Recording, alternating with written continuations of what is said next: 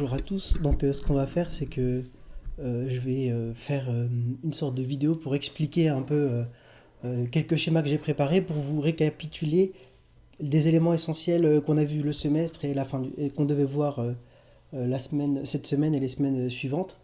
Les éléments principaux, donc tout ce qui est procédure législative ou responsabilité de l'exécutif, vous trouverez facilement des informations sur le site du Sénat et de l'Assemblée nationale, donc allez sur ces sites pour vous informer ou alors éventuellement sur le site de la BU, vous avez accès à des ressources numériques, vous pouvez aller là-bas. Donc vous aurez des informations. Mais là, la séance d'aujourd'hui, je pense que c'était important de faire des explications. Euh, J'aurais pu vous envoyer simplement le schéma, mais il fallait faire quelques explications en plus. Donc on va s'intéresser à l'exécutif sous la Ve République et au régime politique de la Ve République. Donc on verra le rôle du président, le rôle du gouvernement et le régime politique. Donc, première chose, le rappel, la définition du régime parlementaire. Donc, vous vous en rappelez tous, un régime parlementaire, c'est 3 critères, exécutif bicéphale, collaboration, interdépendance. Donc, on va s'intéresser principalement, dans cette séance, à la composition de l'exécutif et au rôle qu'il a. Et on verra l'influence que ça a sur le régime, sur la nature du régime politique. Donc, on va d'abord voir dans la Constitution ce qui est important. On va étudier 2 phases, la phase de la Ve République avant 62 et la Ve République après 62. Donc d'abord, si on regarde le texte, l'article qui est très important sur le président, donc on met souvent en avant l'article 5 qui explique la philosophie générale du rôle du président, mais on va s'intéresser, nous, à un autre article qui est très important aussi, c'est l'article 19. L'article 19 énonce que les actes du président, autres que ceux prévus par les articles 8 alinéa 1, 11, 12, 16, 18, 54, 56 et 61, sont contresignés par le Premier ministre et le cas échéant par les ministres responsables. Donc tout simplement, c'est l'article qui nous permet de distinguer entre les pouvoirs propres du président et ses pouvoirs partagés. Et vous vous rappelez qu'on a vu lors de la séance sur la Troisième République à quel point la notion de pouvoir partagé était importante. Parce que le Premier ministre où le ministre, en contresignant et en étant responsable, va devenir celui qui prend la décision finalement, pour simplifier. Donc à partir de là, j'ai fait un schéma. Donc vous voyez que l'article 19 énonce une liste de pouvoirs que le président peut exercer sans avoir le contreseing ministériel. Donc on va voir rapidement ça, l'esprit qui était derrière ce schéma en 62, en 58, et comment ça a évolué. Donc tout simplement, les pouvoirs qui sont dispensés de contreseing, donc c'est l'article 19, les autres que ceux prévus aux articles 8, etc. Donc ils sont là. Donc on a le droit de dissolution, le choix du Premier ministre, l'organisation d'un référendum législatif, le droit de message, la saisine du Conseil constitutionnel, les pouvoirs exceptionnels, etc. Voilà. Et donc tous les autres pouvoirs du président, ils sont partagés. Ça veut dire que lorsque le président les signe, il devra avoir la contre-signature d'un membre du gouvernement. Donc, si on regarde les choses, on voit que le pouvoir exécutif appartient au gouvernement.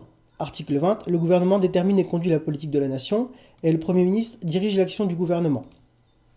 Donc, on voit comment les choses sont réparties en 62. Le président a quelques pouvoirs propres, mais le pouvoir exécutif, alors il manque peut-être des choses, j'ai fait le schéma assez rapidement, le pouvoir exécutif appartient au gouvernement. Et théoriquement, dans les pouvoirs partagés, c'est au gouvernement d'avoir le dernier mot puisque c'est lui qui est responsable. C'est ce qu'on avait vu pour la Troisième République. Donc là, si on regarde les choses en l'état, quel est le type de régime qu'on a? Si on regarde la définition du régime parlementaire, exécutif bicéphale, collaboration, interdépendance, donc l'exécutif bicéphale, on l'a en effet. On a le chef de l'État et le chef du gouvernement. La collaboration, on l'a, initiative des lois. Et l'interdépendance, on l'a, responsabilité de l'exécutif et droit de dissolution. Donc on a, en 58, un régime parlementaire qui est mis en place. En sachant que l'esprit de la Constitution, c'est que le président soit, vous vous rappelez ce qu'avait dit Debré, ce qu'avait dit De Gaulle, la clé de voûte, et si on regarde l'article 5 de la Constitution, qui explique l'esprit général du rôle du président, il veille au respect de la Constitution. Donc ça, on peut le voir à travers ces articles-là. Nomination au Conseil constitutionnel, saisine du Conseil constitutionnel. Donc voilà, il veille au respect de la Constitution à travers ça. Il assure par son arbitrage le fonctionnement régulier des pouvoirs publics et de la continuité de l'État.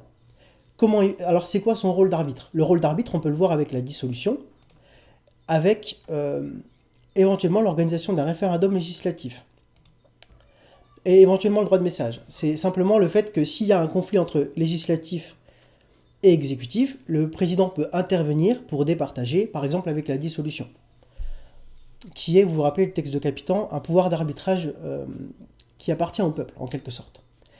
Et un autre rôle, il est le garant de l'indépendance nationale, de l'intégrité du territoire et du respect des traités. Donc on peut retrouver ça avec l'idée de pouvoir exceptionnel, par exemple. Donc on voit que dans l'esprit, en 58, le gouvernement gouverne et le chef de l'État est au-dessus de la mêlée, en quelque sorte. Et il est simplement là, s'il y a un conflit entre législatif et exécutif, pour intervenir et dissoudre, pour laisser le corps électoral choisir et arbitrer le conflit. Et puis il peut ponctuellement intervenir pour organiser un référendum législatif ou adresser un message, mais il est au-dessus de la mêlée. Voilà. Le grand bouleversement intervient en 62, même si dans la pratique, De Gaulle avait un pouvoir, une légitimité historique qui lui permettait d'avoir plus que son simple rôle, mais le grand bouleversement, c'est en 62, à partir du moment où le président est élu au suffrage universel direct. Je ne reviens pas sur la manière dont De Gaulle a procédé pour mener à bien cette réforme, avec l'article 11 au lieu de l'article 89, bref, on ne rentre pas là-dedans. Donc là, on voit que le chef de l'État irresponsable devient élu au suffrage universel direct. Et donc, vous vous rappelez que ça, c'est plutôt une caractéristique du régime présidentiel. Et le problème que ça pose, c'est que le président a une grande légitimité au moment de son élection, ce qui fait que les pouvoirs partagés et les pouvoirs du gouvernement, il va en quelque sorte les aspirer. Puisque après une campagne électorale, quand vous avez été élu sur la base d'un programme, le Premier ministre, c'est en quelque sorte c'est vous qui le choisissez, et il est là pour appliquer le programme présidentiel en quelque sorte. Donc là, le gouvernement détermine et conduit la politique de la nation, en quelque sorte, sauf que le gouvernement, il est du parti politique dont le chef est le chef de l'État. Donc en fait, le chef du parti, en quelque sorte, du parti auquel appartient le Premier ministre, c'est le chef de l'État. Donc on voit qu'il a un rôle politique et il aspire en quelque sorte les pouvoirs partagés et il va même intervenir. Donc par exemple, l'initiative des lois, donc c'est les projets de loi, projet de loi concernant l'initiative de l'exécutif et proposition de loi concernant à l'initiative des parlementaires. On va regarder vite fait l'article 39 pour article 39. Vous voyez, l'initiative des lois appartient concurremment au Premier ministre et aux membres du Parlement. Donc, mais le chef de l'État, même s'il n'a pas l'initiative des lois, comme c'est sur la base de son programme politique, l'initiative des lois va permettre d'appliquer son programme en quelque sorte. Donc, au moment où le président est élu au suffrage universel direct, par sa légitimité, on ne va pas s'arrêter à ce qui est écrit dans la Constitution, il va avoir davantage de pouvoir. Autre chose, on revient au texte de la Constitution, après 62, à partir du moment où on est en période de collaboration. Donc la collaboration, je vous rappelle ce que c'est, j'aurais dû faire un schéma là-dessus, bon tant pis, c'est quand l'Assemblée est d'une couleur politique différente de celle du président. Et donc le Premier ministre doit être de la couleur politique de l'Assemblée, donc le président et le Premier ministre sont d'une couleur politique différente.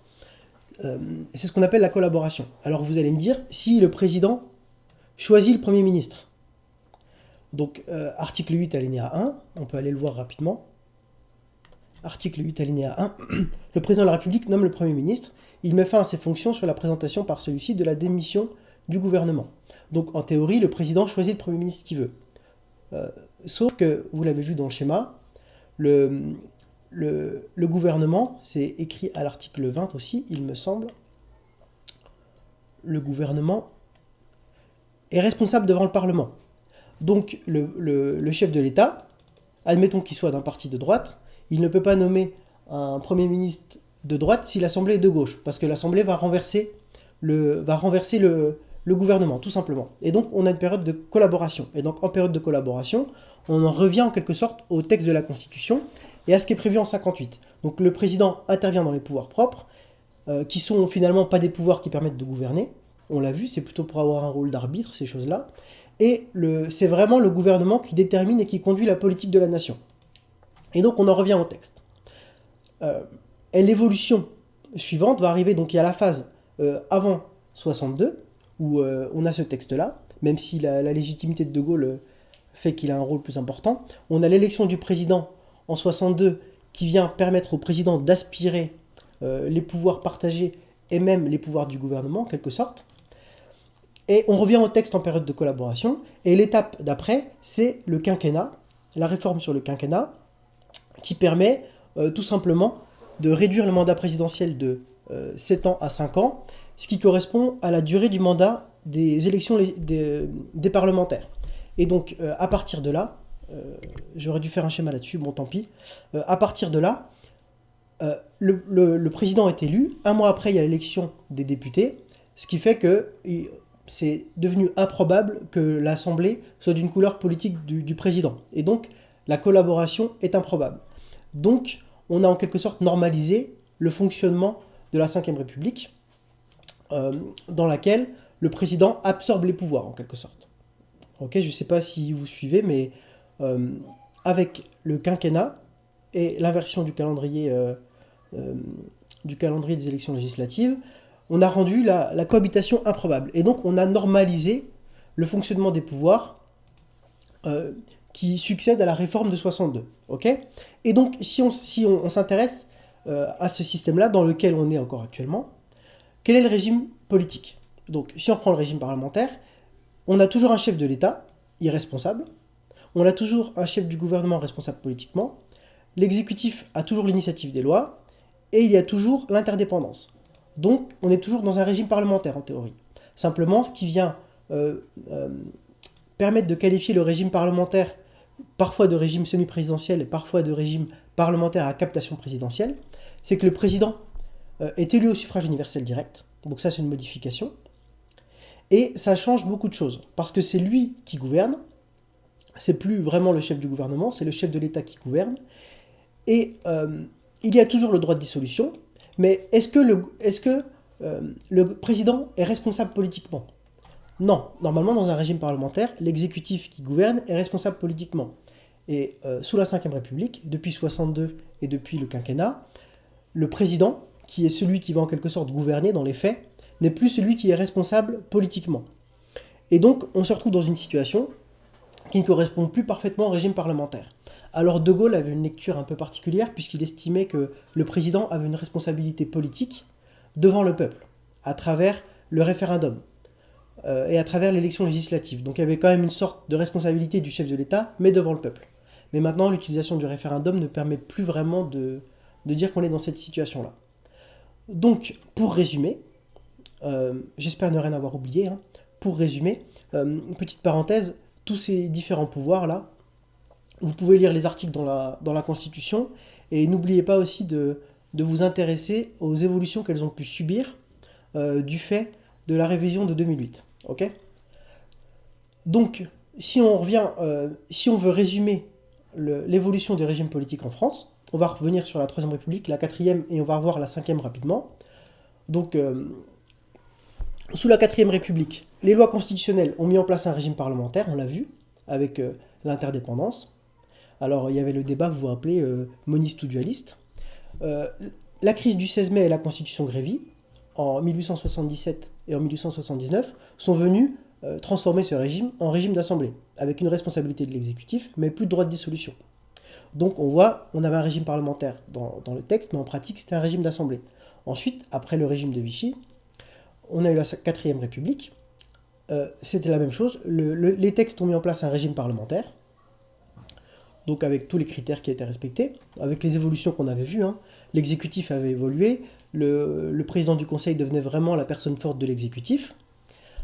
Simplement, ça s'est transformé dans la pratique en régime d'assemblée, avec un droit de dissolution qui était rétabli dans la Constitution, mais qui était impraticable à cause du vote calibré. Vous vous rappelez de ce qu'on avait vu en TD là-dessus. Et sous la Ve République, on est dans un cas qui n'est pas tout à fait similaire, puisqu'on a un régime parlementaire qui est mis en place, on a vu, avec à la différence de la Quatrième République, un chef de l'État important avec des pouvoirs propres. Mais ce régime d'assemblée, dans la pratique, ce régime parlementaire, dans la pratique, il ne devient pas un régime d'assemblée, il devient un régime semi-présidentiel, ou alors, expression peut-être préférable, un régime parlementaire à captation présidentielle. Donc on a toujours le droit de dissolution, mais le président de la République, qui est devenu la personne forte de l'exécutif, est irresponsable politiquement et est élu au suffrage universel direct. Et là, la bascule entre le texte et la pratique intervient par la réforme de 62, et j'aurais pu rajouter par la réforme sur le quinquennat. Ok ? Et donc, voici en gros, en résumé bien sûr, les pouvoirs du président et du gouvernement sous la 5e République, pardon, et son évolution. Qu'est-ce que je pourrais ajouter rapidement ? Une illustration du régime semi-présidentiel. Vous voyez, normalement, le gouvernement détermine et conduit la politique de la nation, et il est responsable devant le Parlement, et quand un gouvernement est formé, il peut aller exposer son programme politique devant les chambres. Et normalement, voilà, ça lui permet simplement d'exercer en quelque sorte un régime parlementaire classique, quoi. Le chef du gouvernement va présenter sa politique. Simplement, ce qu'a fait Emmanuel Macron, c'est qu'il a utilisé son droit de message. Donc vous regarderez l'article 18 de la Constitution sur le droit de message. Il a utilisé son droit de message pour parler aux parlementaires et expliquer son programme, la veille du jour où devait le faire Édouard Philippe. Ce qui montre bien toute la différence entre le texte et la pratique. On voit que dans le texte, théoriquement, le chef du gouvernement va exposer son programme et être responsable devant l'Assemblée. Et on voit que sous la 5e République, le président expose son programme, ce qui fait que le jour où le Premier ministre va le faire, ça a beaucoup moins d'intérêt. Voilà les éléments principaux de la séance sur le pouvoir exécutif. Alors, je ne vais pas faire une vidéo sur les articles 49 et 50. Je vous renvoie vraiment au site de l'Assemblée nationale et du Sénat pour comprendre ces articles-là, qui sont vraiment importants. Et je vais peut-être faire une vidéo sur le domaine de la loi et du règlement. Je vais voir si j'arrive à faire ça. Voilà, et n'hésitez pas, si vous avez une question, à m'envoyer un email.